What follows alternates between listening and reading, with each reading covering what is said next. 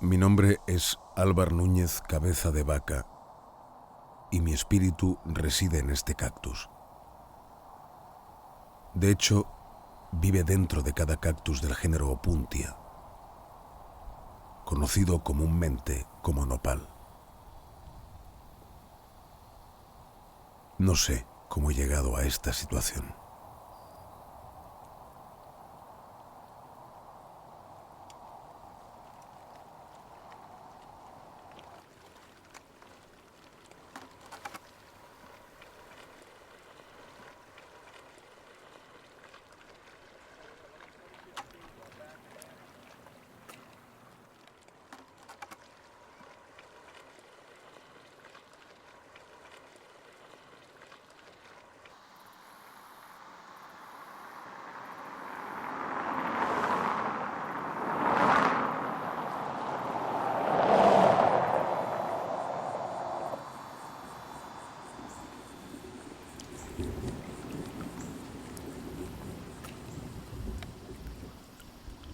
So you had never heard of that dude, Cabeza de Vaca, huh?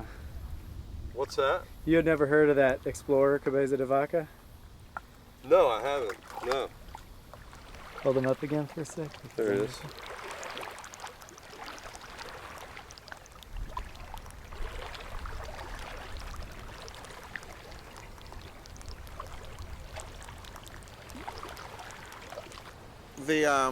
The fruit? Yeah. Well, I saw something like this at Publix, and I wondered if it's the same thing. So I'm going to take this one along and see, you know, if it actually is an edible fruit.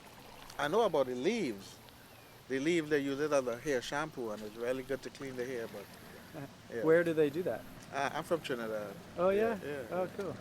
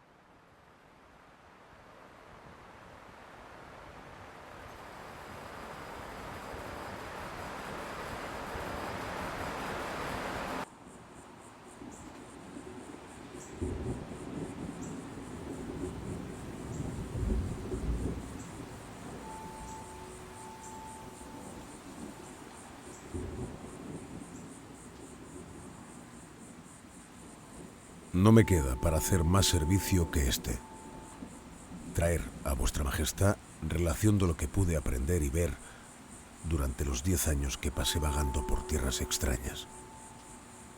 Eso es todo lo que un hombre que vuelve desnudo puede ofrecer.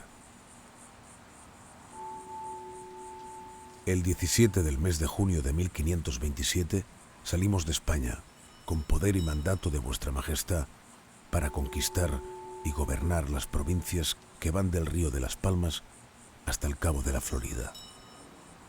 La flota estaba constituida por 5 navíos con 600 hombres. El martes 12 de abril avistamos tierra y fuimos navegando por la costa de la Florida. El día siguiente el gobernador clavó los pendones de vuestra majestad y tomó posesión de la tierra. Al día siguiente, los indios de aquel pueblo vinieron y nos hablaron, pero no los entendimos.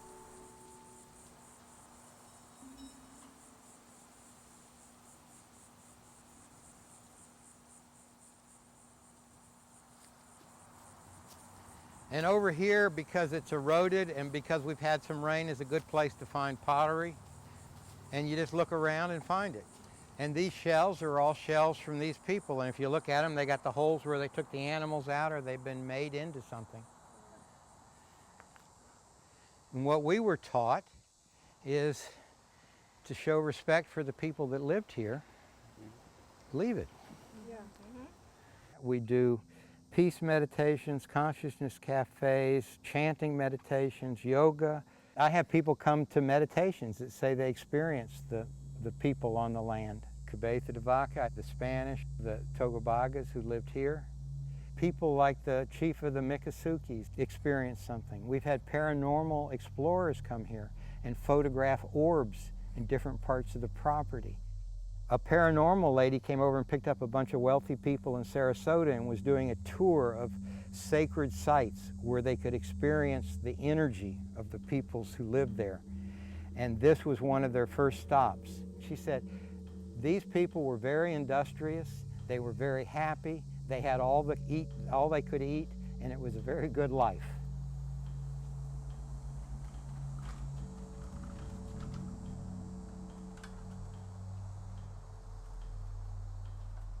I don't know if you felt it, but when you walk on the property, you do feel something a little bit. And I've never experienced anything directly from the spirits myself, because that's just not how I perceive things or whatever. But I get that, you know, the thought definitely crosses my mind that there's some spiritual protection going on, that they don't want a lot of people here. This energy here is sort of kind of languid energy. It's not very, it's not moving fast. We don't really know if this was the burial, if there were burials here or not, but it sort of makes sense to me that it could have been, because this building has always seemed kind of doomed.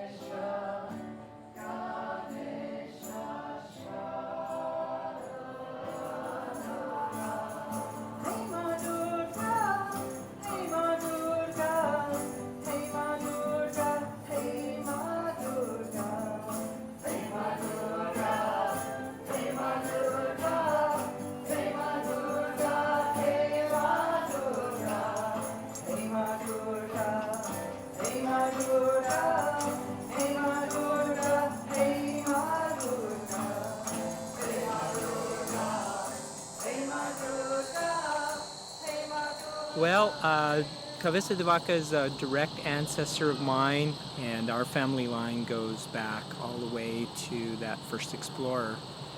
I have a cousin, a first cousin, whose husband just decided to do the research himself and did the family line all the way back. And it stretches all the way back to about the 1460s. So it's a complete genealogical record. So that's how I know that I'm descended from the Spanish explorer, Cabeza de Vaca. Cool. And, What are your thoughts about him in general? I thought from what I've read and what I've seen, he was a really interesting person. He really had an explorer's mind and kind of an anthropological view of who he was interacting with.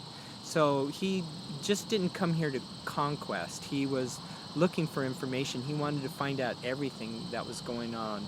He wanted to find out about the plants, the animals, what was going on with the people, what kind of people were here, you know, and so their culture. So he was kind of an interesting guy. I think he started with 80 men on his exploration, from what I've heard, and walked all the way up through Florida and across the southern United States. And by the time he got to Arizona, he was practically naked or completely naked and nothing left. And there was only 2 companions with him, so there was only 3 guys left.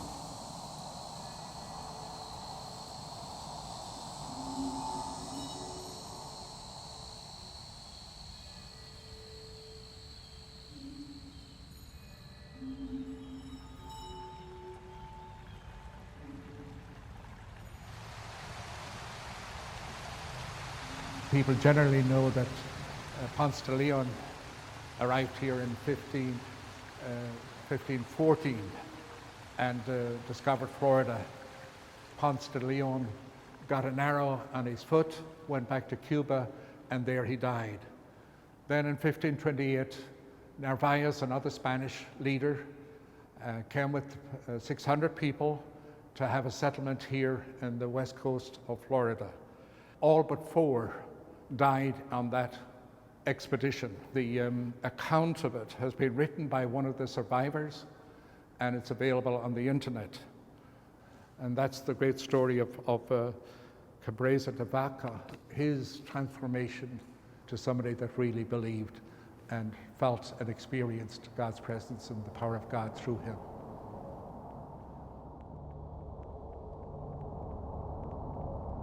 Tengo un sueño recurrente, en el que sigo siendo un cactus que da vueltas y vueltas y más vueltas.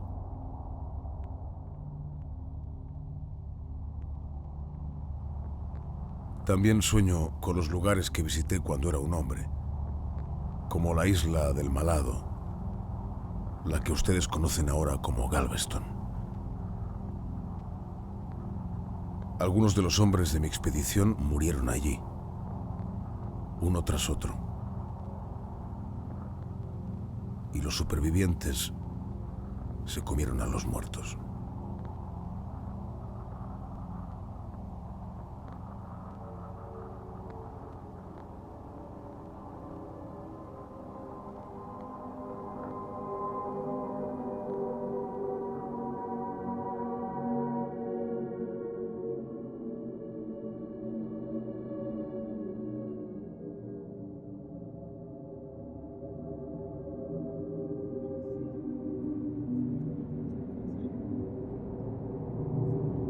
Nos metimos tierra adentro y estaba seguro de que nunca volvería a ver los navíos.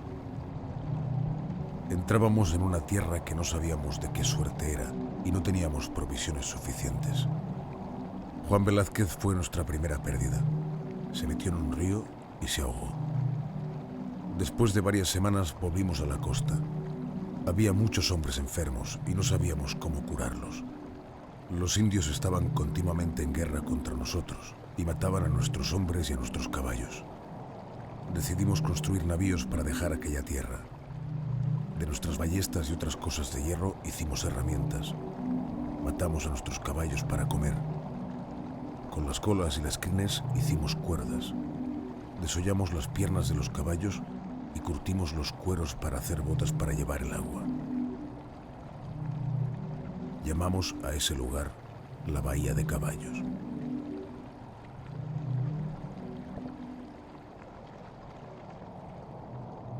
El 22 de septiembre hicimos velas con nuestras camisas y partimos.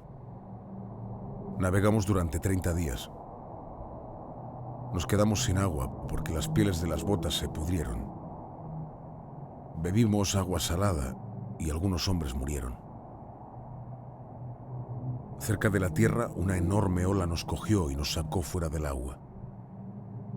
Los que sobrevivimos quedamos desnudos como el día que nacimos y perdimos todo lo que teníamos.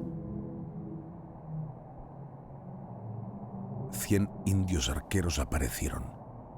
Ni siquiera podíamos pensar en defendernos. Los indios, al ver el desastre que habíamos sufrido, se sentaron con nosotros y comenzaron a llorar fuerte y sinceramente.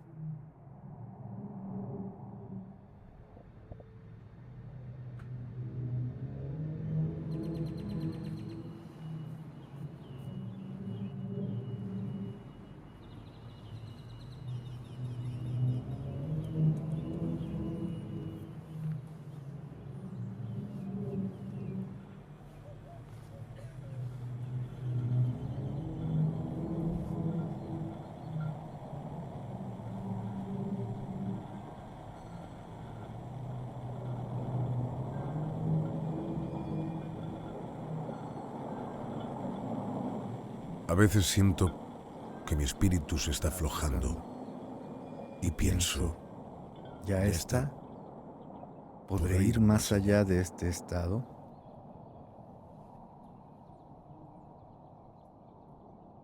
pero solo es mi cuerpo, preparándose para un nuevo crecimiento.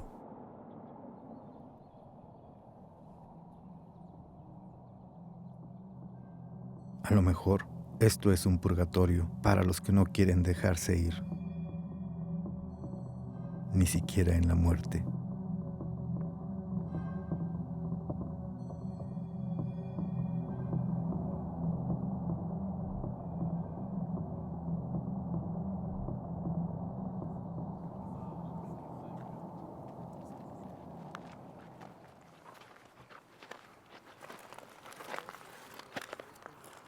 Okay, getting a hit there off of it.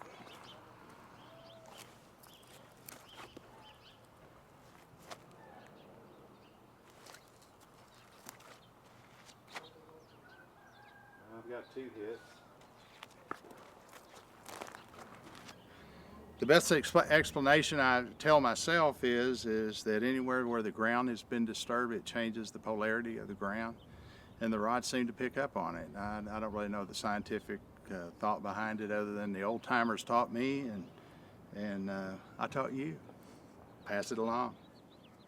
It's just basically you go to the hardware store and ask for brass brazing rods, and I just bend them, put them in a vise and bend them over, and you hold them loosely in your hands, and then if you're looking for a water line, or in my case, I learned how to spot graves with them. You can do it with a coat hanger and everything else. It doesn't have to be brass, but it's old school.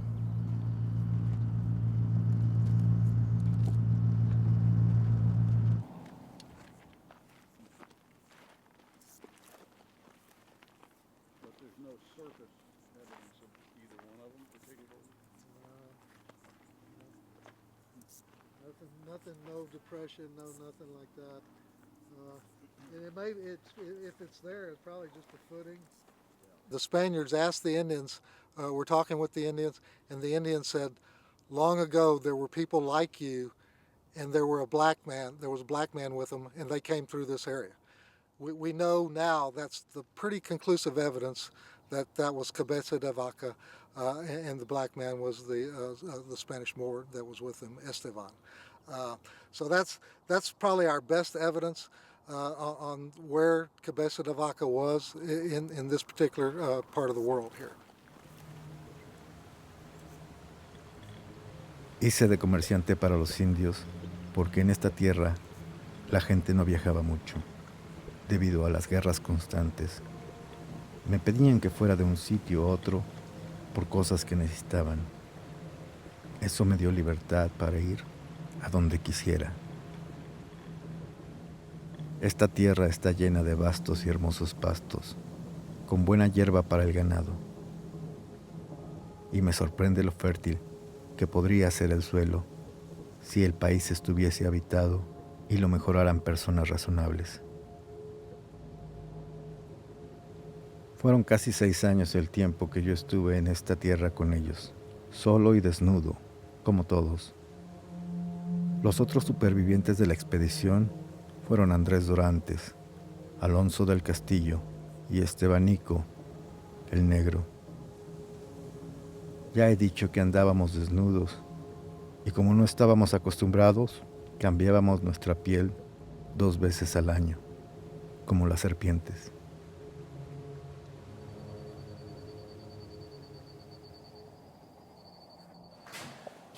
That was good.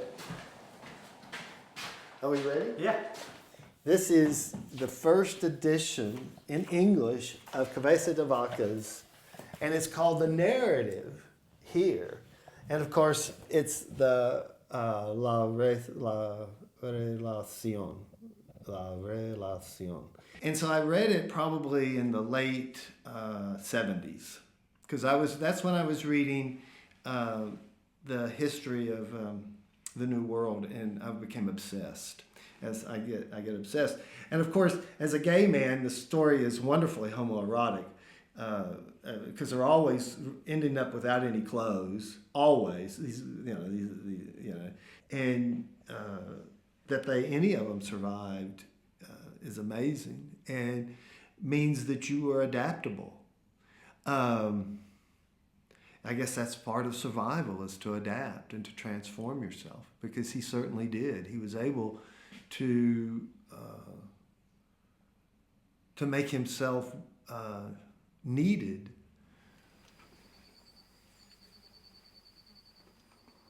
Una mañana los indios trajeron a 5 enfermos, que estaban muy graves para que los curásemos. Ellos querían convertirnos en médicos, aún sin examinarlos, ni pedirnos nuestros títulos. Ellos curan a los enfermos soplándoles y echan a las enfermedades con su aliento y sus manos. Viendo que nos resistíamos, un indio me dijo que hasta las piedras en los campos tenían propiedades benéficas. No estuvimos de acuerdo en curar a los enfermos y por lo tanto nos privaron de alimentos hasta que cumpliéramos sus órdenes. Así que hicimos curaciones santiguándolos y respirándoles y suspirándoles, a la manera de los indios. La mañana siguiente, todos amanecieron sanos y bien.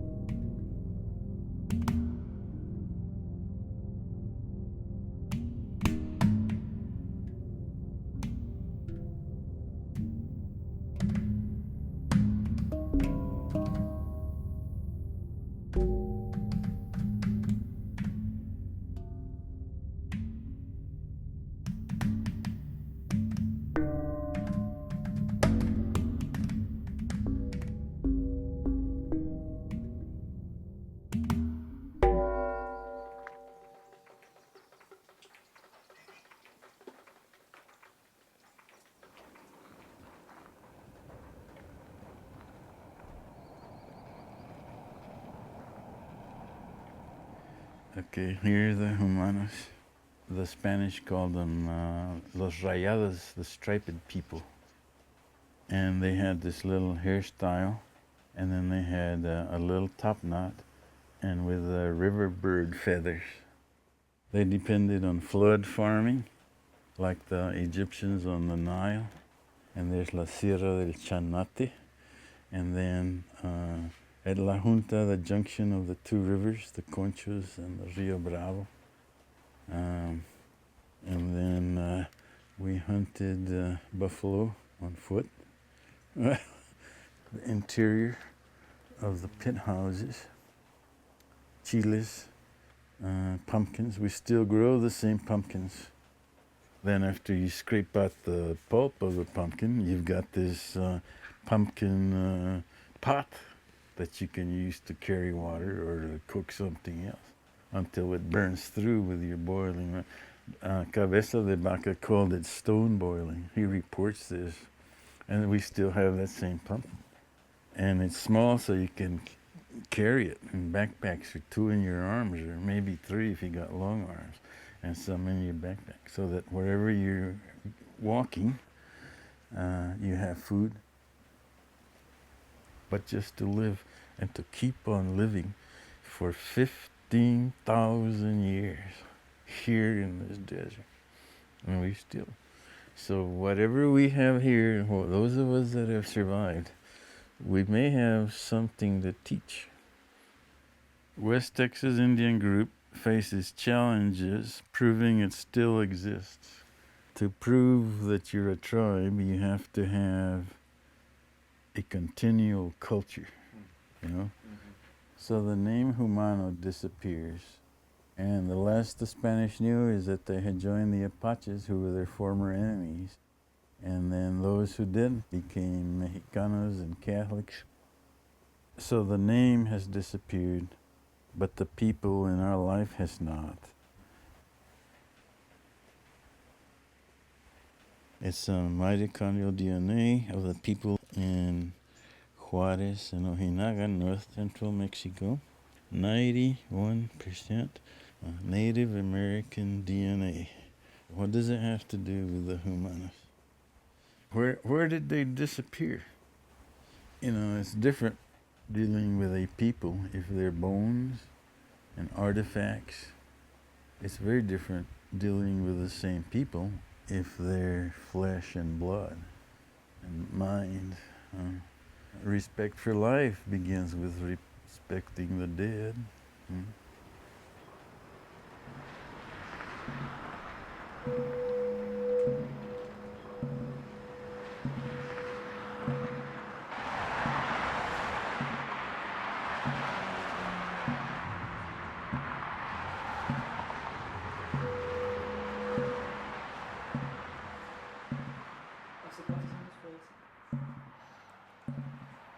No, pues quién sabe.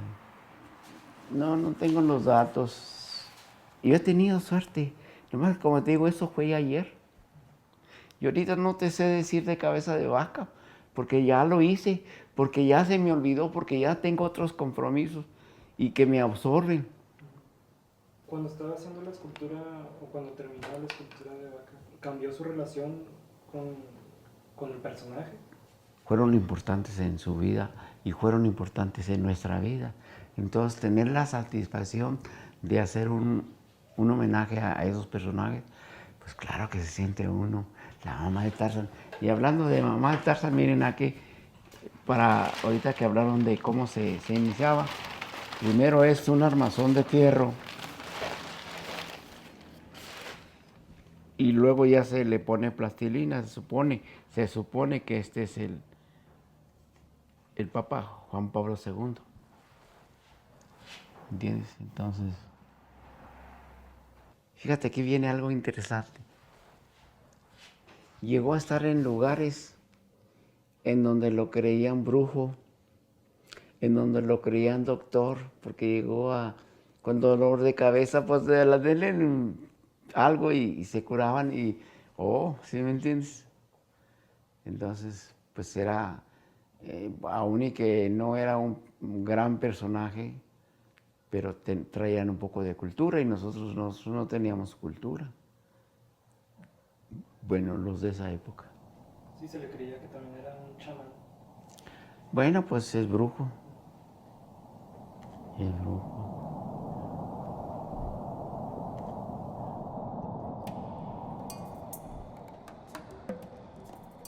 Un día, los indios me pidieron que curara a un enfermo. Cuando llegué, me encontré el indio con los ojos en blanco, sin pulso, con todas las señales de un muerto. Hice la señal de la cruz y respiré encima de él varias veces. Hecho esto, volví a mi morada. Esa noche los indios vinieron a verme. Dijeron que aquel que estaba muerto se había levantado y había hablado con ellos. Esto causó gran maravilla y admiración en toda la región.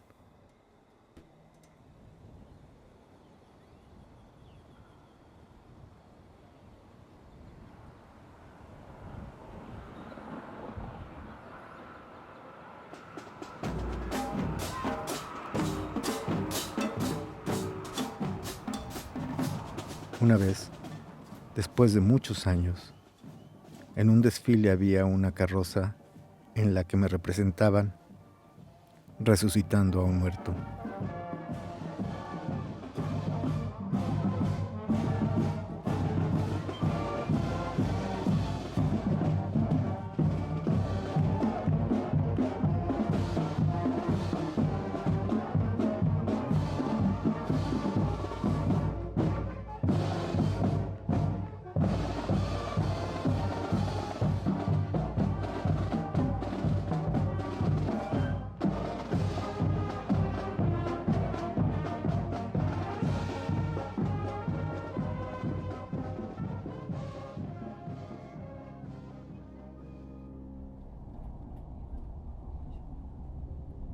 después de que corriera la voz de nuestros milagros, la gente venía a buscarnos de muchas partes y decía que éramos auténticos hijos del sol. Los indios nos contaron una cosa muy extraña. Decían que por aquella tierra anduvo un hombre al que ellos llamaron mala cosa. Era pequeño de cuerpo y llevaba barba, aunque nunca pudieron verle claramente el rostro. Iba a la casa donde estaban y les daba 3 cuchilladas grandes en el vientre con una obsidiana. Les sacaba los intestinos y tiraba un trozo al fuego. Finalmente, ponía las manos sobre las heridas y sanaban repentinamente. Ellos decían que muchas veces, cuando bailaban, aparecía entre ellos, en algunas ocasiones vestido de mujer y en otras de hombre. También nos contaron que muchas veces le ofrecieron comida y que nunca comió.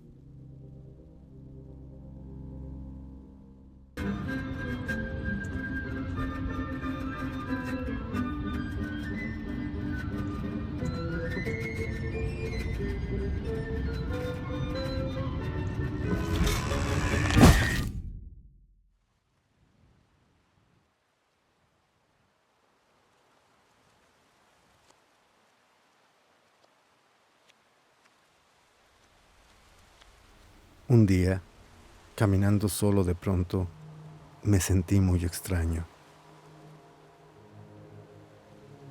Era como si el mundo a mi alrededor se hubiese convertido en una sombra.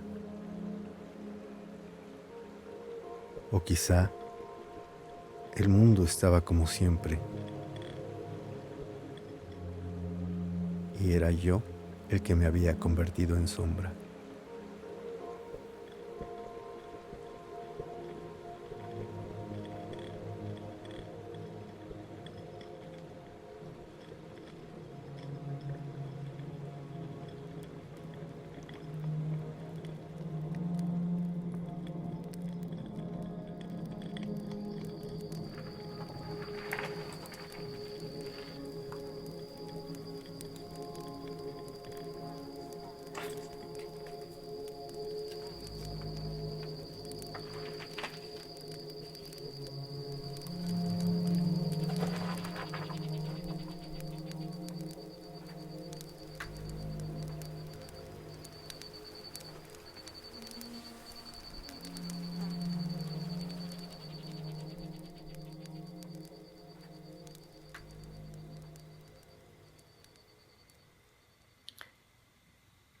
You need to ask me a question. Yeah, so there's just 3 questions. The first is, how can a human become a cactus?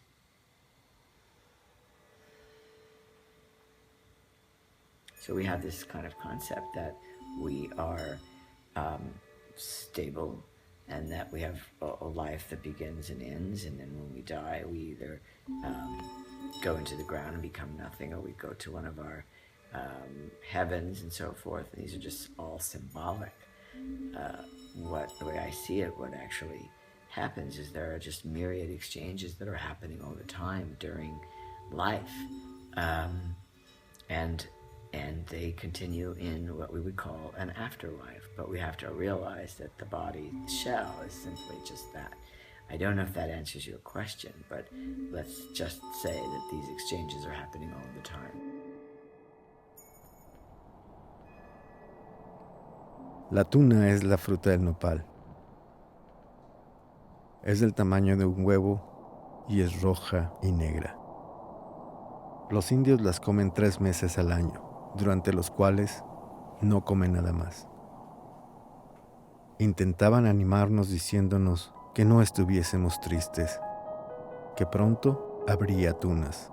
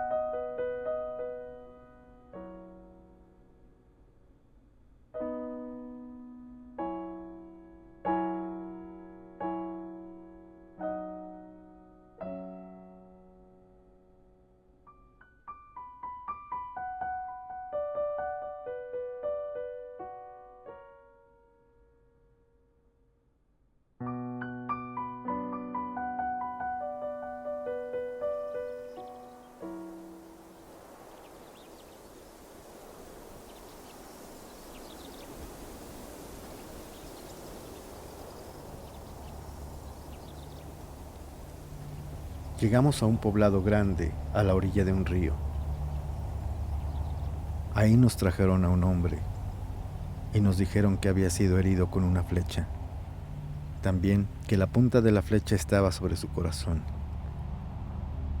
Con un cuchillo abrí su pecho y le saqué la punta de la flecha con gran dificultad. Le soplé sobre la herida muchas veces. Le di 2 puntos con un hueso de ciervo y pelo de animal. Al día siguiente le corté los puntos y el hombre había sanado. Para agradecerme el haber curado a aquel hombre, me trajeron algunas cestas llenas de tunas.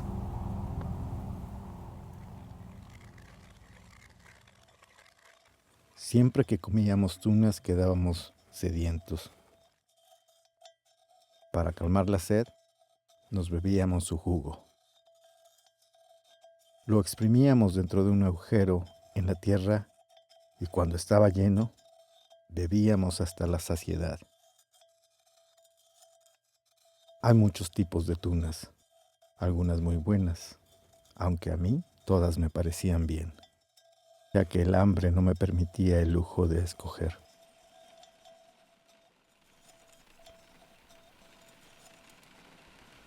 What can I do for the Opuntia and the Vaca? Okay. Can you say Opuntia 3 times, please? Opuntia, Opuntia, Opuntia. Okay, the Vaca 3 times. The Vaca, the Vaca, the Vaca. The Vaca is a hammer, and he smashes this Opuntia.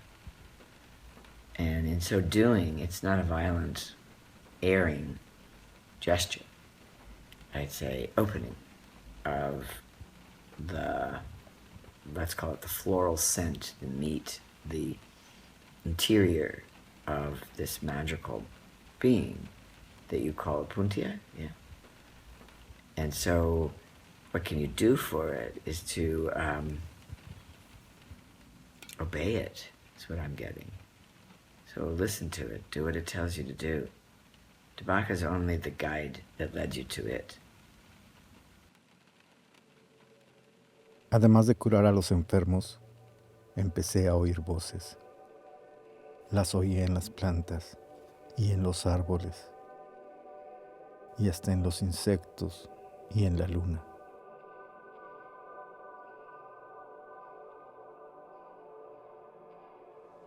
Una vez, un cactus me dijo algo que todavía no entiendo,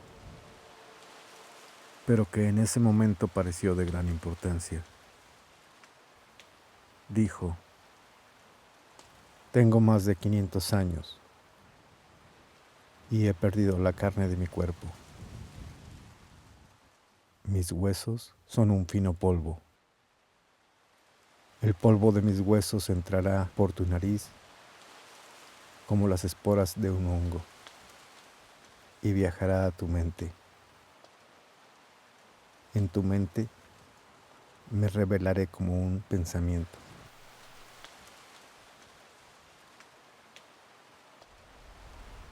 Why is Cabeza de Vaca in a cactus, in the Opuntia cactus?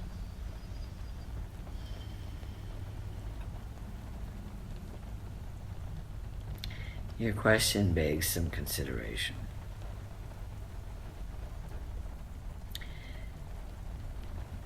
You know, frankly, he's there because you need him to be there. And that's where he manifests for you.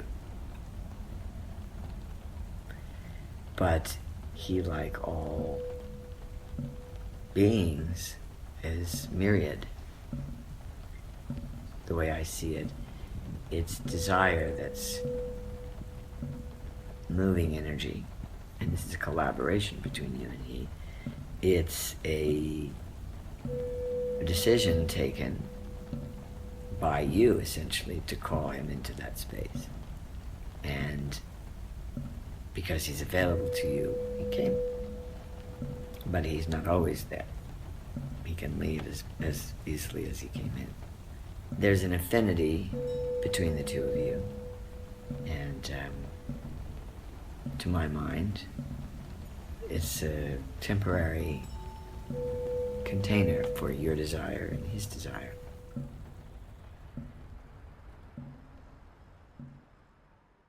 Un día vimos un rastro claro de cristianos.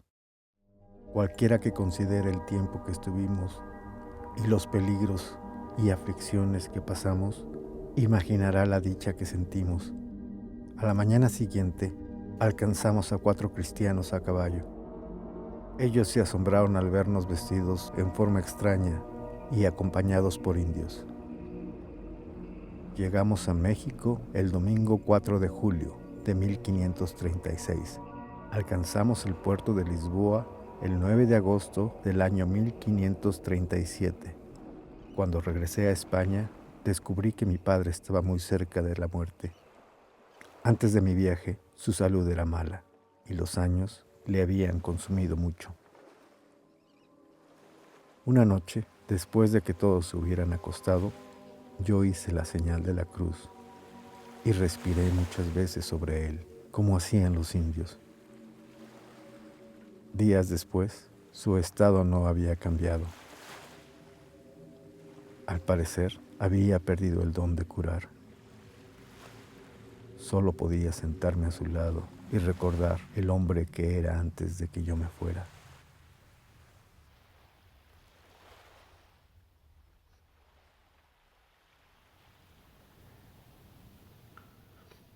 Do you have any philosophical or spiritual things you learned in the last few years? I'm starting to learn some. I'm getting scared. Time is drawing near. Yeah, but you never were scared of death. I'm not scared of it now either. I just don't want to miss anything. What are you gonna miss? I miss my funeral. I want to hear that. Maybe you can hear it.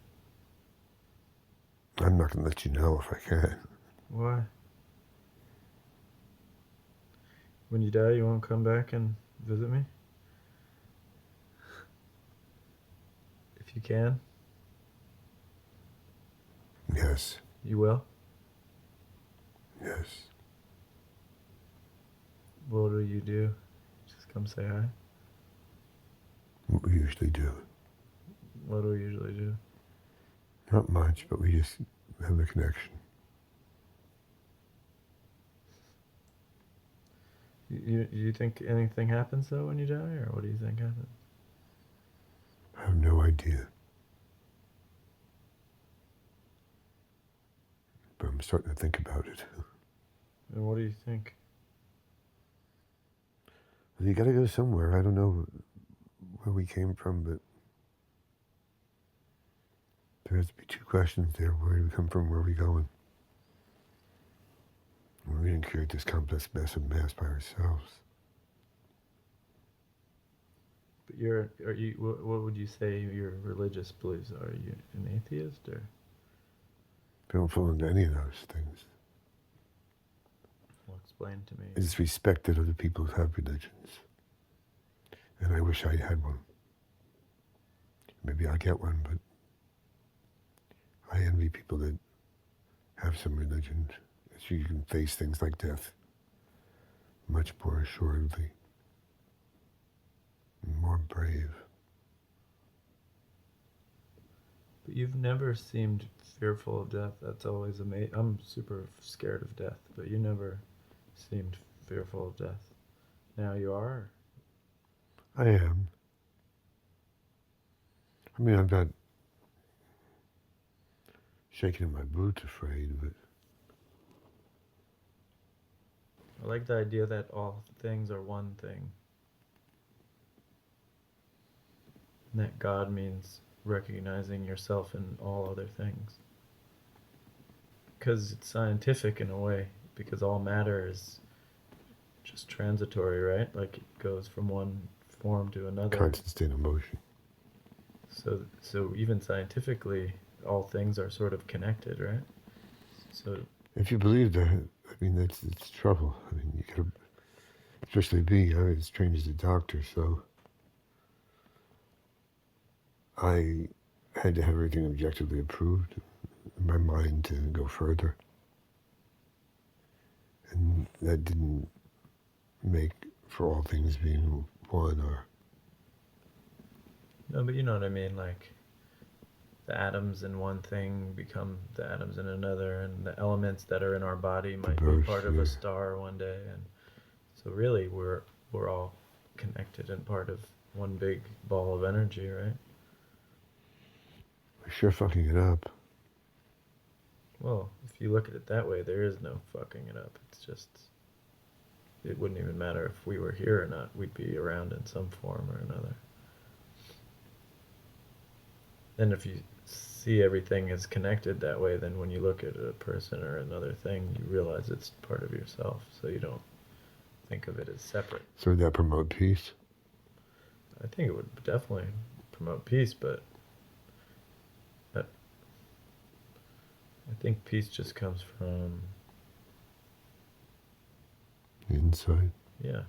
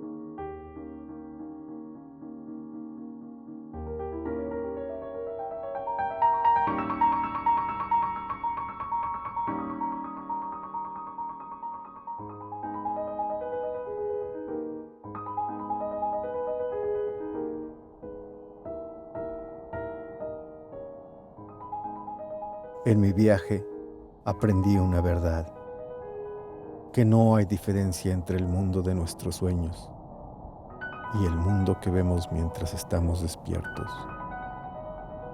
A un cierto nivel, podrían parecer diferentes, igual que un cactus parece diferente de un hombre. Pero si viajamos lo suficiente, en cualquier dirección, la división desaparece.